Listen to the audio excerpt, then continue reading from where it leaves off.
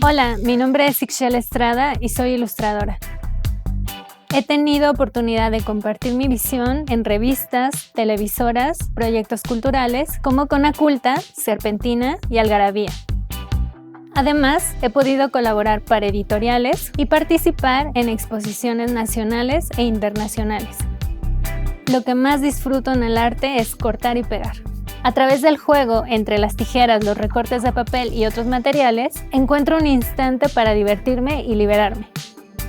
Con el collage podemos tanto idear desde cero como decorar los objetos que nos rodean. Al combinarlo con el estampado, llenamos de textura y patrones cualquier superficie. O si lo mezclamos con el decoupage, logramos un estilo y combinación única. Solo se necesita de un poco de práctica y un medio personalizado para guardar nuestras ideas, errores y aciertos.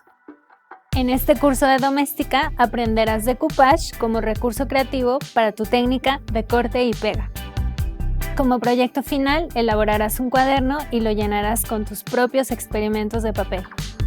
Primero abordaremos los aspectos básicos de collage y nos adentraremos en los procesos del estampado y decoupage.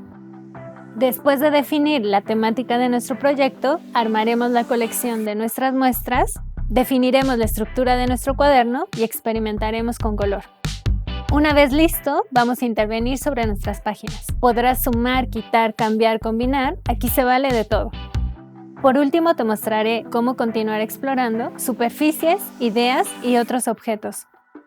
Al terminar las lecciones, serás capaz de ejercitar tu imaginación con recursos nuevos y divertidos.